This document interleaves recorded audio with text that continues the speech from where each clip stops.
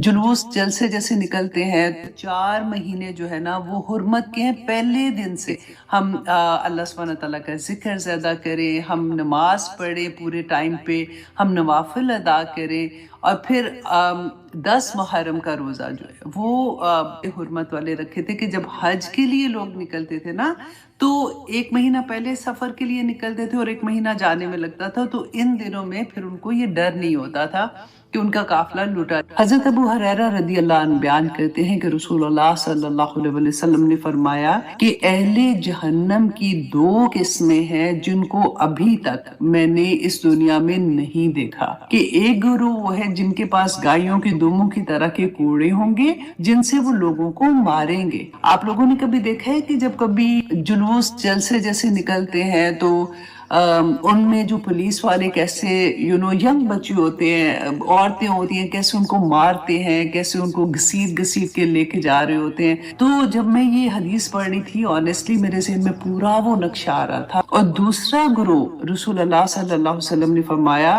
कि वो औरतें जो लिबास पहने हुए भी नंगी होंगी।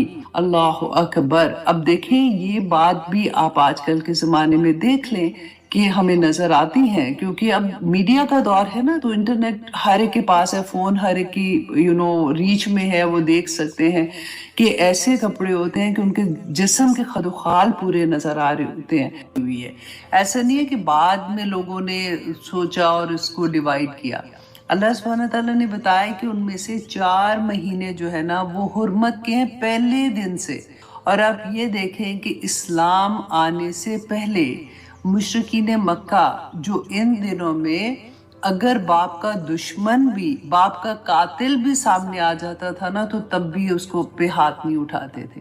और आप इन महीनों को आप देखिए कि जैसे आप आसानी के साथ, पता है, याद रहेंगे कि अगर आप हज को दरमियान में रखते ना, जिल हज को, तो जिल हज से 1 महीना इधर का जिलकादा, जिल हज और फिर इधर मुहर्रम, ये 3 महीने, और चौथा महीना जो है वो रजब का महीना है। तो बाज़ उलमा ने ये भी बताया, हदीस में भी आता है कि क्योंकि उन ज़माने में क्या होता था कि जब काफ़िले निकलते थे ना, तो लोग लूट खसूट करते थे, मारते थे, काफ़िले लूटे जाते थे। और जब काफ़िले लूटे जाते थे, ना सिर्फ ये कि सामान लूटते थे, वो जो आदमी और औरतों को पकड़ लेते थे ना, उनको वो गुलाम बना के उनको बेचते थे। वो बिल्कुल ऐसे जैसे उनका ये कारोबार होता था, इंसान बिकते थे उस जमाने में। अल्लाह अकबर।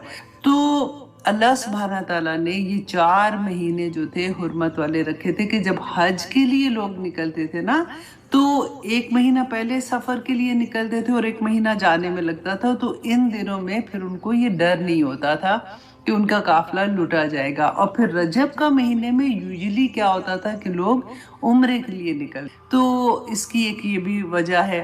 दूसरा ये कि अभी मुहर्रम का महीना है, अल्लाह सुब्हानहू तआला ने, वो कहते हैं ना कि बिजनेस वाले लोगों को अच्छे से पता होगा कि थोड़ी देर के बाद वो एक सेल लगाते हैं ताकि उनको ज़्यादा फ़ायदा, एज अ कस्टमर हमें फ़ायदा भी होता है कि bye 1 gate 1 free, bye 1 gate 2 free. अल्लाह सुब्हानहू तआला बाय 1 गेट थाउजेंड्स फ्री लगा देते हैं।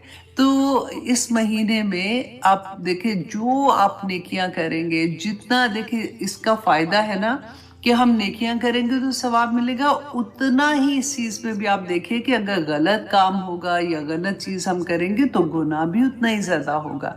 तो इसलिए पूरी कोशिश करनी है कि हम अच्छे काम करें, हम अल्लाह सुब्हानहू तआला का ज़िक्र ज़्यादा करें, हम नमाज़ पढ़ें पूरे टाइम पे, हम नवाफ़िल अदा करें। और फिर 10 मुहर्रम का रोज़ा जो है वो ना सिर्फ ये कि मुसलमान बल्कि इससे पहले लोग भी रखा करते थे ना, तो तभी तो इसके बारे में ये हदीस भी है कि रसूलुल्लाह सल्लल्लाहु अलैहि वसल्लम ने जब वो मदीना में थे तो ये फरमाया कि जब उनको सहाबा ने पूछा कि आप कहते हैं कि जो अहले किताब हैं उनकी हम उनकी नकल ना करें या उनकी मुशाबत नहीं करने का, तो अहले किताब जो 10 मुहर्रम का रोज़ा रखते हैं तो फिर ये कहीं मुशाबत तो नहीं हो जाती। तो रसूलुल्लाह सल्लल्लाहु अलैहि वसल्लम ने फरमाया था कि जब उनको ये पता चला कि वो क्यों रखते हैं, तो उन्होंने कहा कि क्योंकि इस दिन मूसा अलैहिस्सलाम ने उनको फिरौन से आज़ादी दिलवाई थी, तो वो आज़ादी के थैंक्स में, खुशी में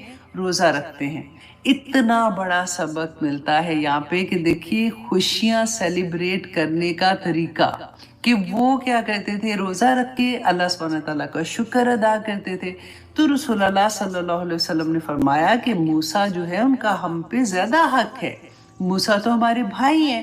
تو اب ہم لوگ بھی 10 محرم کا روزہ رکھیں گے. اور اس کے ساتھ کیونکہ مشابہت کی بات کی نا، تو اگر اللہ نے مجھے زندگی دی تو نیکسٹ ایئر ہم اس کے ساتھ ایک اور دن ملائیں گے. جیسے اگر 9-10 کا رکھ سکتے ہیں یا پھر 10-11 کا رکھ سکتے ہیں. یہ تینوں دن میں 10 کا تو رکھنا ہی ہے. اگر دیکھیں آپ کو فار ایگزامپل مشکل ہے نا روزہ رکھنا، تو صرف 10 کا رکھ لیں، کیونکہ 10 محرم کا روزہ رکھنے سے رسول اللہ صلی اللہ علیہ وسلم نے فرمایا تھا کہ پچھلے پورے سال کے گناہ معاف ہو جاتے ہیں. اب دیکھیں ہم کب سے، رمضان سے ہم کہہ رہے ہیں نا، آنے والے سال، پچھلے سال، اس سال کے گناہ معاف، تو الحمدللہ. ایسے نہیں لگتا کہ اللہ سبحانہ، اور یہ کبیرہ گناہ نہیں ہوتے، یہ صغیرہ گناہ ہوتے ہیں. جیسے ہم سے یوزلی چھوٹے چھوٹے گناہ ہو جاتے ہیں، کبیرہ گناہ کی ڈیفرنٹ ڈیٹیل ہے، کیونکہ اس کے لیے باقاعدہ توبہ کرنی پڑتی ہے. پھر اس کے کہ یا پاک پروردگار، اس کے بعد وہ عہد ہوتا ہے کہ میں دوبارہ سے ایسا گناہ نہیں کروں گی، اور اس پہ جمنا ہوتا ہے، تو وہ ایک علیحدہ بات ہے. لیکن سارے چھوٹے والے گناہ ہمارے معاف ہو جاتے ہیں. تو اس لیے 10 محرم کا ضرور رکھیے گا. اگر ہمت ہے تو پھر 9 کا رکھ لے ساتھ، یا پھر 11 کا رکھ لے. اور اگر پھر زیادہ ہمت ہے تو پھر تینوں دن کے رکھ لے. اور اگر اس سے بھی زیادہ ہمت ہے تو پھر پورے رکھ لے، پورے شروع سے ابھی سے رکھنا شروع کر دیں. ہمارے یہاں پہ 10 محرم جو ہے وہ آئی تھنک سیٹرڈے کو آ رہا ہے، تو you can do Friday Saturday, یا سیٹرڈے سنڈے کا روزہ بھی رکھ سکتے ہیں. تو اللہ سبحانہ تعالیٰ قبول و منظور کرے جی جو ہم کوششیں کر رہے ہوتے ہیں. اچھا، اب ہم آج کا جو سبق ہے، جیسے ہم نے الحمدللہ لاسٹ ٹائم ہم نے سورت نازیات کمپلیٹ کی تھی، اس سے پہلے سورت نبا ہم نے کمپلیٹ کی. کوشش یہی ہو رہی ہے کہ جو ایون بڑی بھی صورتیں ہیں، لیکن کیونکہ یہ چھوٹی چھوٹی آیات ہیں نا، تو ہم ایک کلاس میں اپنی ایک سورہ کمپلیٹ کر سکیں انشاءاللہ. اور اللہ سبحانہ تعالیٰ نے جو ہمیں اس میں سبق دیے ہیں، جو احکامات دیے ہیں، اللہ سبحانہ تعالیٰ سے دعا کرتے ہیں کہ یا پاک پروردگار ہمیں عمل کرنے والا بنا دے. اور اگر آنیسٹلی 30ویں پارے کے بعد بھی عمل نہیں بدلے گا نا، تو پھر تو اللہ کچھ نہیں کہہ سکتی ہوں، کیونکہ اتنی خوبصورت آیات ہیں اور بیسیکلی ڈرنے والی آیات ہیں کہ اللہ سبحانہ تعالیٰ نے کھول کھول کے بیان کر دیا کہ آخرت میں کیا ہونے والا ہے. جب ہماری آنکھ بند ہوگی اس دنیا سے، ہمارا سفر اگلی دنیا میں جائے گا تو کیا ہوگا. اور پھر بھی اگر کسی کو سمجھ نہ آئے تو پھر ہم کیا کر سکتے ہیں نا. اب آج ہم انشاءاللہ سورت عبسہ سے اپنی کلاس کا آغاز کریں گے. سورت عبسہ جو ہے یہ مکی دور کی سورہ ہے، اور اس میں 42 آیات ہیں، چھوٹی چھوٹی آیات ہیں، 42 آیات ہیں، اور اس میں ایک رکوع ہے. ٹھیک ہے، تو سب سے پہلے تو ہم یہ دیکھیں کہ یہ جو سورہ ہے یہ ایک صحابی رسول ہیں، ان کے بیسیکلی شروع کی 16 آیات جو ہے نا، یہ ان کے لیے نازل ہوئی تھی. بڑی پیاری سورہ ہے. آنیسٹلی سب سے پہلے تو ہم یہ دیکھیں گے کہ شروع میں کہ طلب اور تڑپ، دو چیزیں آپ یاد رکھنا، طلب اور تڑپ، یہ جب تک نہیں ہوگی نا تو قبولیت کوئی نہیں ہوگی. اللہ سبحانہ تعالیٰ نے فرمایا تھا نا کہ اللہ یہدی من اناب، کہ اللہ سبحانہ تعالیٰ اس کو ہدایت دیتے ہیں جو رجوع کرتا ہے. رجوع کیا ہوتا ہے؟ جو چاہتا ہے، جو طلب اس کے اندر پیدا ہوتی ہے نا، تو اللہ سبحانہ تعالیٰ عطا کر دیتے ہیں. تو آج کی سورہ میں ہم یہ طلب کے بارے میں پڑھیں گے. پھر ہم سب سے بڑی بات یہ بھی پڑھیں گے کہ جو ہمارے 2 ایکشن ہوتے ہیں نا، جیسے ہماری نیت اور ہمارا عمل، ہماری نیت اور ہمارا ایکشن، اس کے بارے میں ہم دیکھیں گے. کیونکہ ہم لوگ کئی دفعہ بڑی بات کہہ دیتے ہیں نا، کہ کسی کو اتنی بری بات طرح سے تانا دے دیں گے، یا اس کو اپنے آپ کو اتنا سمجھ کے اس کی انسلٹ کر دیں گے. اور اگر کوئی کہے گا تو ہم آرام سے یہ کہہ دیتے ہیں کہ بھئی میرے دل میں ایسی کوئی بات نہیں ہے، میری نیت اللہ جانتا ہے، میری نیت خراب نہیں تھی، میرے جو بس آدم میں تو سیدھی سیدھی بات کی ہے. تو ایسا بھی نہیں کرنا چاہیے۔ اللہ سبحانہ تعالیٰ نے اس سورہ میں ہمیں یہ بھی بتایا کہ جب بھی آپ کا دل اگر نیک ہے نا، آپ کا دل ایسا ہے کہ آپ ایسے نہیں کرنا چاہتے، تو آپ کے ایکشن میں بھی وہی چیز ہونی چاہیے۔ نہ صرف ایکشن، اس سورہ میں آپ احساسات جو ہوتے ہیں نا، جیسے وہ کیسے ظاہر کرتے ہیں، احساسات تو شکل کی صورت میں نہیں سامنے آتے نا، وہ ہمارے تاثرات جیسے کہتے ہیں، تاثرات سے ہوتے ہیں، ہمارے چہرے کے تاثرات سے، ہماری باڈی لینگویج سے لوگوں کو پتہ چل جاتا ہے نا کہ تو دے آر انکمفرٹیبل یا they are fine, they are happy, they are not happy. تو اس کے بارے میں ہم انشاءاللہ بہت پیاری پیاری آیات اللہ سبحانہ تعالیٰ نے جو بتائی ہیں ہم سبق سیکھیں گے۔ تو سب سے پہلے تو ہم دیکھتے ہیں کہ اعوذ باللہ من الشیطان الرجیم، بسم اللہ الرحمن الرحیم۔ عبس وتولی، کہ اس نے تیوڑی چڑھائی اور منہ پھیرا۔ تیوڑی چڑھائی، آپ دیکھیں تیوڑی کس کو کہتے ہیں؟ یہ جو جہاں پہ آئیبرو کے ایسے نہیں ہم ایسے کرتے، یہ والی جو یہ تیوڑی ہے۔ اب دیکھیں کوئی اور چیز نہیں، صرف یہ چھوٹا سا ایک ایکشن آپ سوچ لیں کہ ناگواری کا احساس جیسے ہوتا ہے نا وہ ہے، اور جیسے منہ پھیر لیا، جیسے جہاں بھی بات ہو رہی تھی ادھر ہی مصروف رہے۔ اب یہ واقعہ کیا تھا کہ صحابی رسول تھے ام مکتوم، تو ان کے بارے میں تھوڑا سا میں آپ کو پہلے بتا دوں، کیونکہ 16 آیات ان کے بارے میں اللہ سبحانہ تعالیٰ نے نازل کی ہے، تو کیا چیز، مطلب کیا پرسنالٹی ہوں گے وہ، کہ یہ اندھے تھے۔ جب اسلام لے کے آئے تھے نا، سابقون اولون میں سے تھے، شروع کے لوگ جو اسلام لائے تھے، تبھی اسلام لے کے آئے تھے۔ یہ رسول اللہ صلی اللہ علیہ وسلم کی ان کے ساتھ رشتہ داری بھی تھی، کیونکہ حضرت خدیجہ رضی اللہ عنہ جو تھی عنہا، ان کی یہ ماموزاد، سب جگہ پہ آیا ہے کہ چچا زاد تھے، لیکن زیادہ تر میں یہ کہ یہ ماموزاد تھے، تو اس لیے رسول اللہ صلی اللہ علیہ وسلم کو بہت پیارے بھی تھے۔ تو یہ دیکھیں، اب یہاں پہ آپ نے غور کیا کرنا ہے کہ کون سے صحابی تھے؟ اندھے تھے، کہ اتنی بڑی بات کہ دیکھ نہیں سکتے تھے، اور ان کی طلب، ان کی تڑپ آپ کو نظر آئے گی کہ کس طرح سے جب اسلام قبول کیا، کیونکہ سابقون اولون میں سے تھے۔ مکہ میں آپ کو پتہ ہے نا، جب لوگ اسلام قبول کرتے تھے تو کیسا ظلم ہوتا تھا، اس کے باوجود جمے رہے۔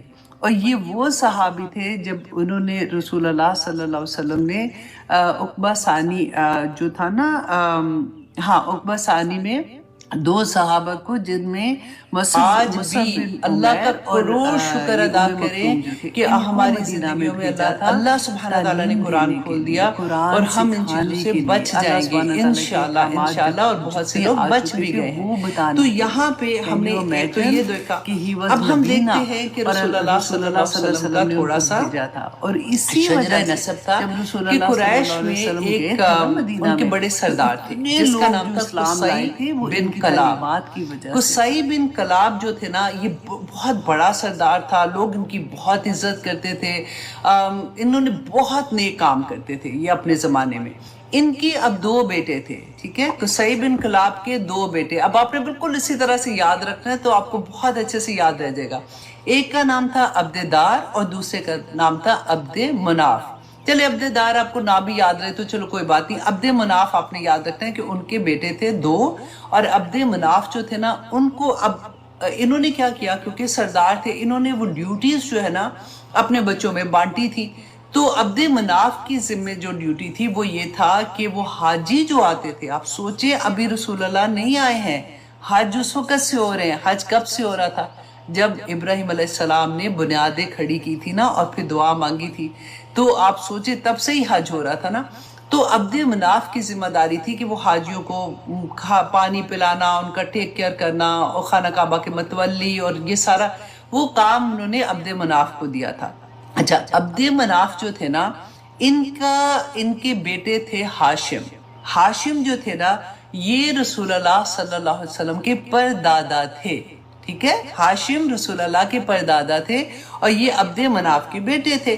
اب ہاشم جو ہے نا، یہ مدینہ گئے تجارت کے لیے، کیونکہ عرب تو تجارت یہ کرتے تھے، تو یہ تجارت کے لیے جب نکلے ہیں مدینہ کی طرف، تو وہاں پہ رہے کافی دیر، جتنی بھی ان کا رکنا تھا۔ وہاں پہ انہوں نے ایک عورت سے شادی کی اور شادی کر کے وہ آگے فلسطین چلے گئے تجارت کی غرض سے، ٹھیک ہے۔ اچھا اس زمانے میں ایک یہ بھی رواج ہوتا تھا کہ عورتیں جو تھی نا وہ کسی ولی کے اندر رہنا پسند کرتی تھی۔ اب تو اسی لیے وہ شادیاں اتنی کرتے تھے۔ وہ تو اسلام کے بعد ہوا نا کہ اب اللہ سبحانہ تعالیٰ نے فرمایا کہ 4 شادیوں کے زیادہ شادی نہیں کر سکتے، اور اگر آپ انصاف نہیں کر سکتے تو پھر ایک ہی کافی ہے۔ وہ ایک ہی آیا میں اللہ سبحانہ تعالیٰ نے یہ بیان کر دیا تھا۔ تو اب یہاں پہ جو ہاشم ہے وہ مدینہ میں انہوں نے ایک عورت سے شادی کی جس کا نام آتا ہے سلمہ بنت عمر۔ تو ان سے جب شادی کی پھر وہ فلسطین چلے گئے۔ فلسطین گئے ہیں تجارت کے لیے تو راستے میں وہ فوت ہو گئے۔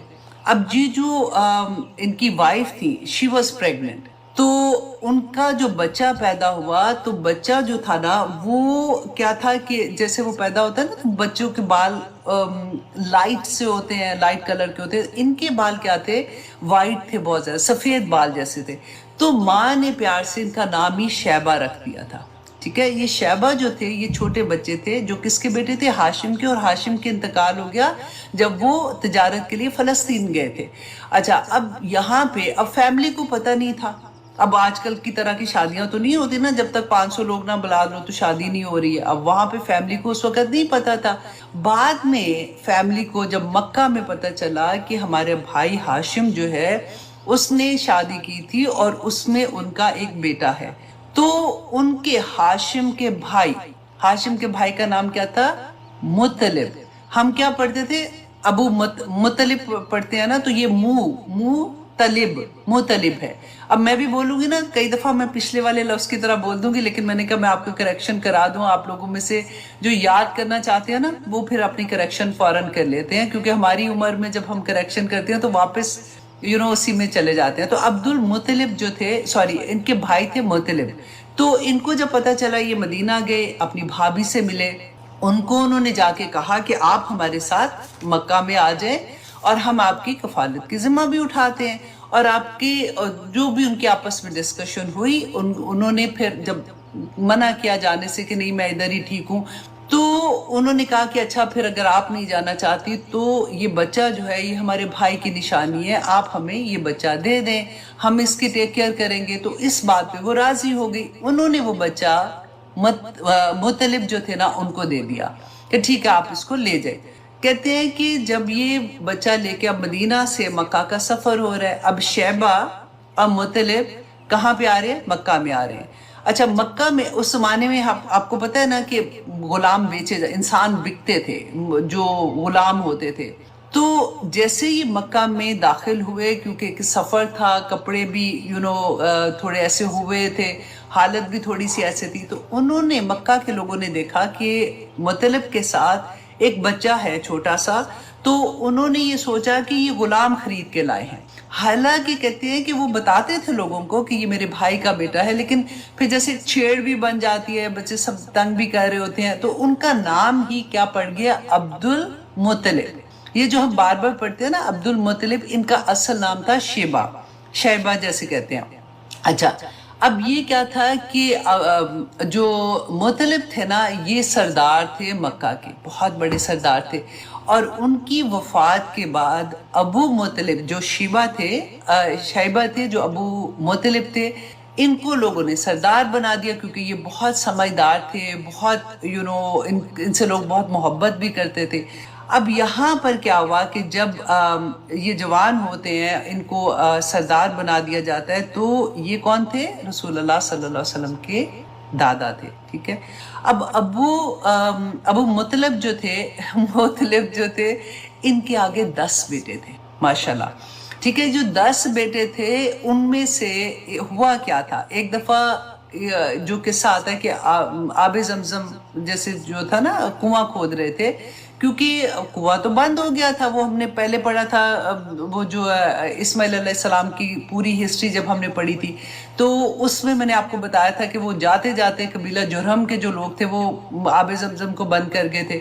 تو اب ان کو خواب میں نظر آیا تھا، تو انہوں نے کنواں کھودنے کی کوشش کی، تو لوگوں نے جو ارد گرد کے قبیلے والے تھے ادھر اتنی لڑائی پڑ گئی، اور پھر اس کے بعد انہوں نے یہ دعا کی کس نے دعا کی؟ ابو مطلب نے، کہ میرے اللہ سبحانہ تعالیٰ نے اگر مجھے 10 بیٹے دیے تو میں اپنا سب سے چھوٹا، اور وہ اس قابل ہوئے کہ وہ میری مدد کریں کہ میں خود ہی سے، ہم پھر یہ کنواں کھودیں گے تو میں اپنے سب سے چھوٹے بیٹے کو اللہ کی راہ میں قربان کر دوں گا۔ اب سوچیے اسماعیل علیہ السلام کا واقعہ یاد ہے نا، ابراہیم علیہ السلام کا، شاید ان لوگوں میں یہ ایسی بات ہوتی ہو اس زمانے میں، کیونکہ ابھی تو اسلام کا تو دور دور تک بھی نہیں نا پتا تھا۔ تو اب یہ انہوں نے منت مانگ لی، اب کیا ہوا کہ اللہ نے 10 بیٹے دے دیے۔ اب سب سے چھوٹا بیٹا جو تھا وہ کون تھا؟ عبداللہ۔ عبداللہ کون تھے؟ رسول اللہ صلی اللہ علیہ وسلم کے فادر۔ اب یہ جب پیدا ہوئے تو ان کو یہ یاد تھا کہ میں نے یہ منت مانگی ہے، تو انہوں نے پھر اپنے وقت کے جو بھی تھے عالم دین جو بھی اس زمانے کے تھے ان سے یہ پوچھا کہ اب اس کا کفارہ میں کیسے ادا کروں گا، کیونکہ وہ میں ایسے نہیں کرنا چاہ رہا ہوں۔ تو انہوں نے جو بھی آپس میں ان کی ہوئی بات کہ جی 10 اونٹوں کے برابر مطلب ذبح کر دے تو یہ ہو جائے گا، وہ چٹ نکالنی تھی۔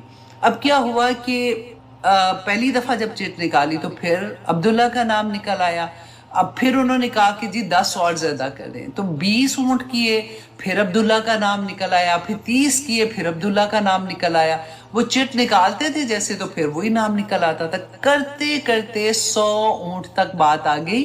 اور جب 100 اونٹ پورے ہوئے تو پھر جب چٹ نکالی تو پھر وہ یہ تھا کہ اونٹ ذبح کرنے کا نکل آیا تھا۔ تو اس لیے یہ واقعہ بہت مشہور بھی تھا۔ یہ تھے عبداللہ، ٹھیک ہے۔ اب عبداللہ جو تھے، ان کی شادی جو تھی، ان کا نکاح بی بی آمنہ سے ہوا تھا، جو بہت اچھے فیملی کی تھی اور بہت بلند پایا کہتے ہیں خاتون تھی۔ ان کے ساتھ ان کا نکاح ہو گیا۔ اب جب نکاح ہوا تو یہ بھی تجارت کے لیے مدینہ یا پھر شام، یہ دونوں چیزیں آتی ہیں، ڈیفرنٹ اوپینین ہے کہ اس سائٹ پہ گئے ہیں۔ اور جب یہ گئے ہیں تو اچھا، اب بی بی آمنہ واز پریگننٹ ود رسول اللہ صلی اللہ علیہ وسلم، اور فادر جو تھے رسول اللہ کے عبداللہ، یہ گئے ہیں تجارت کے لیے۔ اور اگین وہی چیز ہوتی ہے کہ ان کی راستے میں کچھ ایسا واقعہ ہوتا ہے کہ ان کی ڈیتھ ہو جاتی ہے، اور جب وہ فوت ہو جاتے ہیں تو خبر آتی ہے، تو اس وقت تک رسول اللہ بھی پیدا نہیں ہوئے تھے۔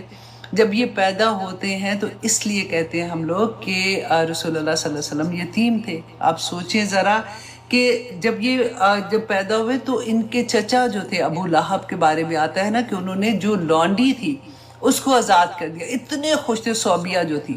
اب رسول اللہ صلی اللہ علیہ وسلم دیکھیں 6 سال کے جب پیدا ہوئے ہیں، پھر 6 سال کے تھے تو ان کی مدر کی بھی ڈیتھ ہو گئی، پھر 8 سال کے تھے تو ان کے جو وہ تھے ابو طالب تھے، ان کے دادا جو تھے ان کی وفات ہو گئی۔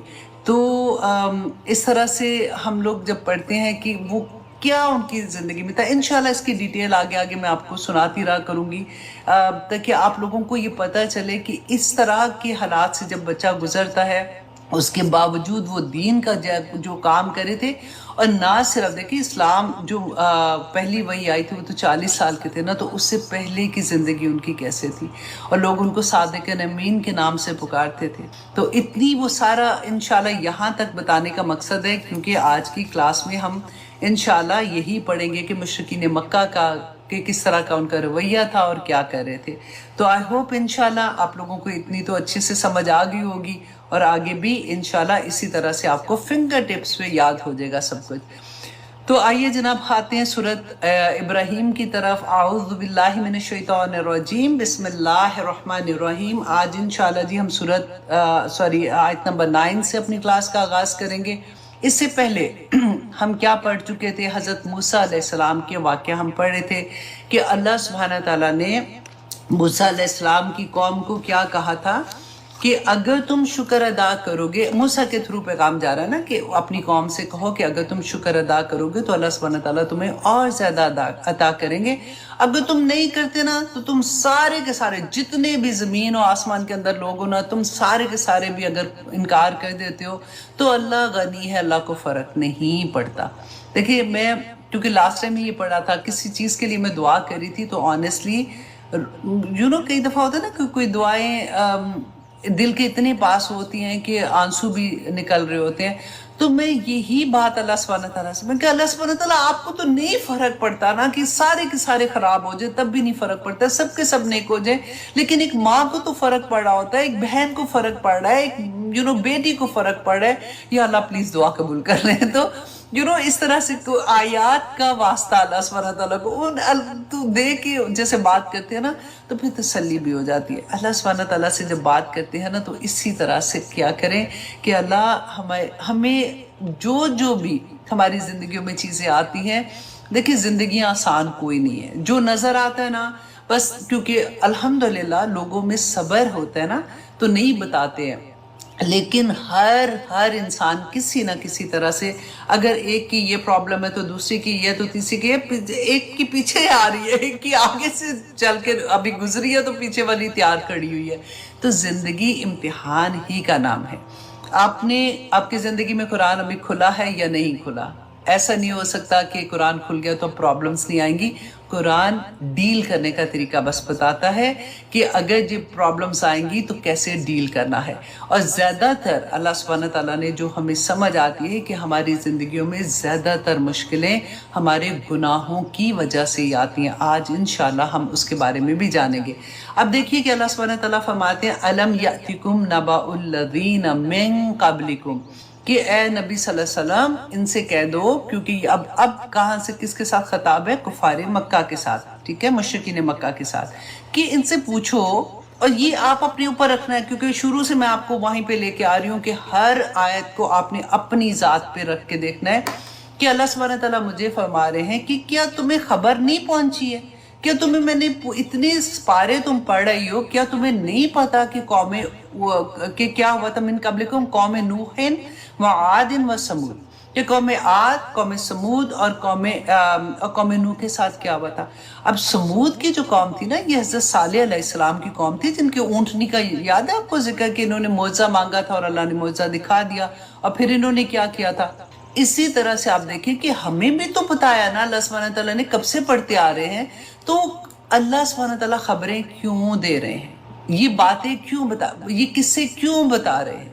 اس لیے کہ ہم ان سے سبق سیکھیں کہ ہم جو یہ ٹھنڈی باتیں کر رہے ہوتے ہیں نا، کچھ نہیں ہونا. اللہ سبحانہ تعالیٰ نے سب کو معاف کر دینا ہے. ایسے تھوڑی ہوگا اللہ سبحانہ تعالیٰ نے یہ بھی کر دینا وہ کر دینا ہے. یہ قوموں کے لوگ بھی انسان تھے، اللہ نے پیدا کیے تھے، اللہ کی مخلوق تھے. اللہ وہی سینٹنس جو میں اپنے لیے بولوں کہ اللہ 70 ماؤں سے زیادہ پیار کرتا ہے تو ایسے کیسے کر سکے گا؟ ان سے بھی اللہ 70 ماؤں سے زیادہ ہی پیار کرتے تھے. یہی بات اللہ سبحانہ تعالیٰ فرماتے ہیں کہ جب انہوں نے اپنے نبیوں کی بات کو جھٹلایا. آپ یہ دیکھیں کہ ہم اپنی ذات میں دیکھیں کہ رسول اللہ صلی اللہ علیہ وسلم پہ وحی آتی تھی، اور یہ قرآن پورے کا پورا اللہ سبحانہ تعالیٰ کا پیغام ہے نا. تو اس قرآن میں جو اللہ کے احکامات ہیں میں اور آپ کتنا مانتے ہیں اور کتنا نہیں مانتے ہیں. یہی بات اس آیہ میں اللہ سبحانہ تعالیٰ نے فرمائی ان سے پوچھو کہ کیا نہیں پتا کہ جو انہوں نے نہیں مانا تھا تو پھر ان کے ساتھ کیا ہوا تھا، اس دنیا میں کیا ہوا تھا. اور پھر اللہ سبحانہ تعالیٰ نے فرمایا وَالَّذِينَ مِن بَعْدِهِمْ، اور وہ لوگ جو ان کے بعد آئے تھے، لا یعلمہم الا اللہ، کہ تم نہیں جانتے ان کو مگر صرف اللہ. یہ تو کچھ قوموں کے قصے میں نے اللہ سبحانہ تعالیٰ نے فرمایا کہ کچھ قوموں کے قصے میں نے تمہیں سنائے ہیں، تم نہیں جانتے اس کے علاوہ کتنی. اب آج کل دیکھیں جب خدائیاں ہوتی ہیں تو نیچے پورے شہر نکل آتے ہیں، پتہ ہی نہیں ہوتا یہ کون سے شہر تھے، کون یہ لوگ تھے، ان کے ساتھ کیا ہوا تھا. تو اللہ سبحانہ تعالیٰ نے فرمایا کہ تم نہیں جانتے ہو سوائے اللہ کے، کہ وہ جانتا ہے کہ کون لوگ تھے اور ان کے ساتھ کیا ہوا تھا.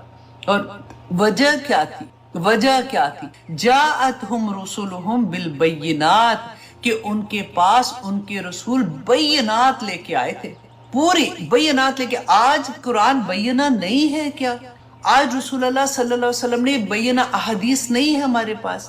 ہم جانتے ہیں نا، پھر ہمارا عمل کیوں ویسا نہیں ہوتا؟ ہم کیوں پک اینڈ چوز کرتے ہیں کہ یہ تو ہم کر سکتے ہیں اور یہ ہم نہیں کر سکتے؟ اللہ اکبر. اب دیکھیں، اور اللہ سبحانہ تعالیٰ فرماتے ہیں کہ ان کے پاس ان کے رسول بینات لے کے آئے. فَرَدُّوا أَيْدِيَهُمْ فِي أَفْوَاهِهِمْ، یہ ایک محاورتاً ہوتا ہے، جیسے کہتے ہیں نا کہ کسی کی بات سن کے اس نے انگلی دانتوں میں دبا لی، بالکل اسی طرح سے کہ انہوں نے پھیر لیا اپنے ہاتھوں کو اپنے منہوں پر. ایک تو کہتے ہیں بعض نے اس کو ڈیفرنٹ طرح سے کہا کہ جیسے کوئی بات کرتے تھے تو ایسے کہتے ہیں نا شور ہوتا ہے کہ اس طرح سے کہ ہمیں ہمارے کان میں نہیں سنائی دے، اور کئی دفعہ ہوتا ہے منہ ہی بند کر دو کہ بس کرو اب. اب دیکھو اب یہ ساری آیات نا آپ میں سے ہر کوئی داعی دین ہے.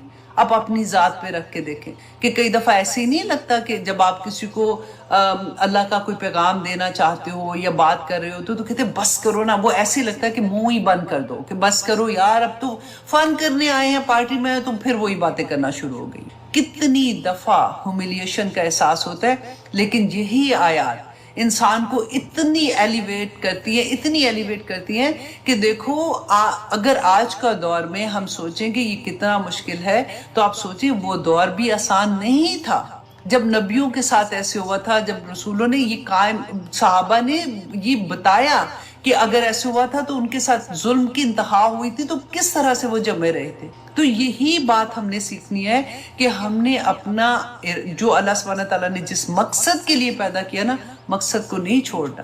یہ سب چیزیں اللہ سبحانہ تعالیٰ نے ہمیں جو دنیا میں دی ہیں، وہ اللہ سبحانہ تعالیٰ نے ہمارے اپنی نعمتیں عطا کی ہیں۔ ہماری وہ کہتے ہیں نا کہ چھوٹی چھوٹی نعمتوں کے ساتھ اللہ سبحانہ تعالیٰ ہمیں خوش کرتے ہیں، ہم اللہ کا شکر ادا کرتے ہیں۔